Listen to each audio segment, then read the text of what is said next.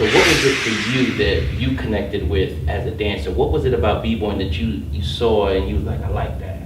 Well, a couple of things. First of all, I grew up as an athlete, so and I was a college athlete in 3 sports, and I had I had heard a little bit when I was leaving college. This is early '80s, about breaking in New York, and some of my friends who were on some sports teams with me said, "Hey, you got to check this out." In the city, and that sort of appealed to me because there was a component of it that is not just the arts, but it's very explosive and athletic and dynamic, and a lot of swagger to it. So that sort of is what got me interested. And when I got to New York, I was working at this investment bank, Goldman Sachs, and I went to a club called the Roxy, where at the time all the breakers would come in from the different boroughs and so on. And I went up to one of the guys and I asked him to show me a move. It was a swipe. I could do the move. I was like, well, geez, I can do this. This is cool. And so how do I go about figuring out how I'm going to go get trained? Because I gotta get with guys that can really break. So when you work on Wall Street late at night, which we did, sometimes 12, 2, whatever, they can send you home. They'll send you home in a taxi.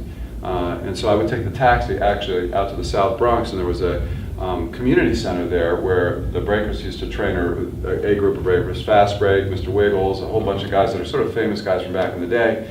And they taught me some basic moves, and that's kind of got me turned on. Well, geez, I can do this. I could do donkey kicks. I had air swipe, 3-step, 4-step freezes, the worm. I had what I would call the requisite skills of a good college white boy breaker, right?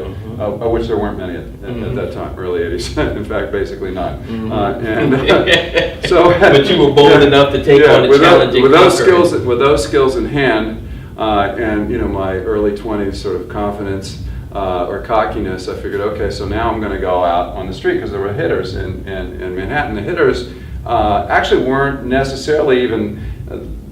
It wasn't the same crowd of breakers that I'd worked with out in South Bronx. A totally different set of guys. And so I went up to one of the crews, and I sort of challenged them to break, which they thought was just ridiculous. They were laughing. This is what's this guy talking about? But then they said, oh geez, he can do a couple moves, and then also it turned out that some people started to watch it because it was a little bit of a novelty. A crowd. And so the guy actually is here today. It's Wayne Bliss. Oh, Wayne is here. And that's Bliss from Flow Committee. So Wayne was, being the entrepreneurial guy that he is, basically subsumed me right into the group. And when I got out of work, I had the tie, the jacket, the horn rimmed glasses.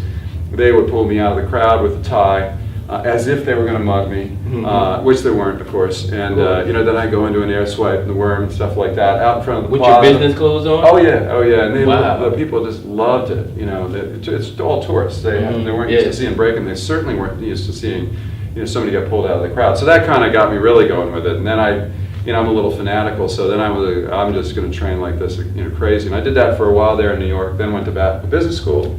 And then when I got out of business school, I came back to Philly. And when I got to Philly, I'm not going to say I really fell out of breaking per se, but there wasn't really a scene. I got involved in my other sports, and occasionally we break it out at a party or something, or I go back into New York. Sometimes I go into New York in those first 5 or 6 years after graduate school, late '80s. I'd see the guys, they'd pull me out and do the same routine. In fact, I was at a Broadway play at one time. It's like they were there, they saw me, I saw them, sort of thing. Anyway, that years later, and I now have twins that are a little older, boy and girl, 23. I got little ones that are 7 and 9. Years later, I said to my secretary, hey, we were going away on vacation. I said, Dawn, I want the little dudes to learn how to break. They were 2 and 4 at the time. And we were going out of the country on vacation. And I said, when I come back, I'll, make sure I got a breaker, and we'll start giving them some lessons.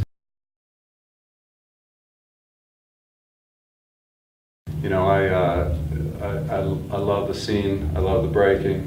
I love the people. And for me, this is a way to direct some philanthropic or charitable support in what I think is a little bit higher impact than just giving money to a university or a hospital or a museum or something like that. In this case, if we put a comparatively small amount of money into an event, it impacts hundreds, in certain cases even a couple of thousand people in a very positive way, brings them together, high energy, a lot of action, some healthy competition. Yes. And the real thing that I'm thinking about is, where does this really lead?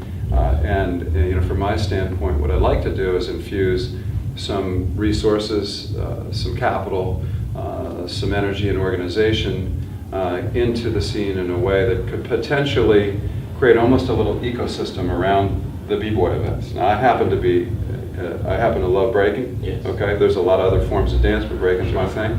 But what I'm really interested in doing is just creating almost a little ecosystem, a mini industry surrounding the events. We've done it under a charity, which UDEF is actually a public charity, 501c3. So if it ever does make any money, which it's not going to happen anytime soon, that money gets cycled up to the charity and back into the community, where you could have teaching events and workshops and so on and so forth.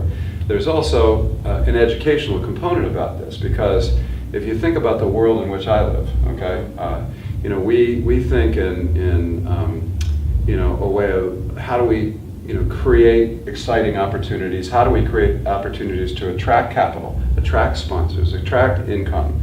And to do that, we got to coordinate and we got to organize. And so part of this process is working with the promoters around the U.S., a lot of different guys from a lot of different communities, to coordinate with one another, with the goal being essentially to put a package together that's going to appeal to the corporate world. So that's how you infuse the education in the process, where everybody becomes more business savvy in terms of what it takes to build something from the ground level up. Right. If you're going to play at the professional level in sports or in business or the arts or anything, you have to coordinate. Yes. Otherwise, you get left behind and you're always working for somebody else.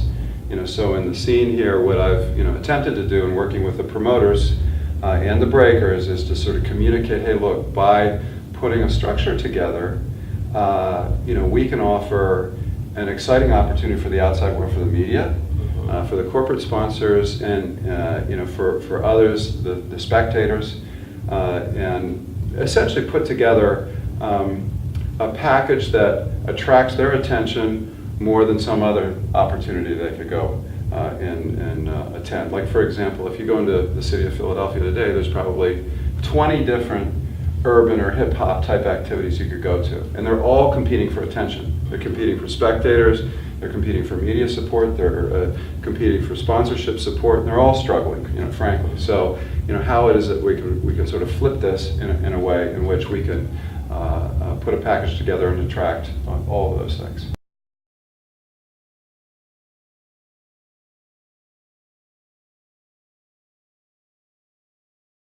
That's what led me to start asking some questions about what's going on in the scene. What are you doing? Where are you going? What's going on in your life? And for some of the guys, they had a clear direction, and other guys, it was clear they didn't have a direction. Then I started sponsoring some videos with Yak, stuff like that. Then I started sponsoring some events. I think the first event we sponsored was down in DC. But all along I was thinking, this doesn't make any sense. Yeah. Everybody's got a tour. Everybody's got a series. I mean, there's a dog sled tour. I told the guys, I said, there's a dartboard tour, there's a lawnmower tour. Okay, there's a tour for everything. What is the deal with the breakers? When I was in college, the triathletes didn't have a tour. They didn't have, why not put the events together? They said, oh, well, the promoters, we can't trust the promoter here, the promoter there, this guy from Chicago, guy from the other part of Chicago, can't trust him, can't trust this guy. I said, well, look, if you don't coordinate, it isn't going to happen. Exactly. So then that was what was the impetus, really, to say, hey, let's begin to put this structure together. And the idea of putting it under a charity is because a lot of the breakers and the promoters are basically just old breakers, right? Yeah. Okay. A lot of those guys come from a situation in which the world in which they grew up was like a zero-sum game. My win is your loss, your win is my loss. And I come from a world of thinking of win-win-win. How do I create a win for you, win for you, win for me? How do we do that? And that was really the idea behind the tour. Yes. So can we create a win for the breakers, the talent? Yes. So they're like the players in a league. Yes. Can you create a win for the risk takers, who are like the owners or the promoters that promote the events, which were already taking place? Yes. And can you create a win for the corporate world, who, or the sponsors that are looking for interesting and exciting things to get involved with to get to a young and urban demographic? That's really kind of what it comes down to. And then putting it under a charity with the breakers and the promoters on the board was really simply the idea of, hey, ultimately, you guys can take control of your own destiny. I'm happy to kick a little money in to get it going. But really, I'd rather break, than Yes. organize this sort of thing. I'm Physically. busy. I'm traveling. I'm literally traveling this coming week. I got to be in Lincoln, Nebraska on Tuesday, Chicago on Wednesday, New York on Thursday, and Austin, Texas on Friday. Or maybe I even got the cities backwards. But somewhere I'm busy with my business, so I don't have that much time for this sort of thing. Yes. But I love it. Yes. I definitely love it, and that is really sort of what got me going into it. Wow, well, that's an amazing story, and I'm not going to hold you up. I'm just going to, again, thank you in conclusion and just let you know how much we appreciate it. Okay, And man, thanks. I know the Breakers do too. Yeah, So, the breakers are great. Thanks And for I was out everything. there breaking earlier today with them. I saw you doing your thing out there. I saw you doing Yeah. your thing. It's just amazing.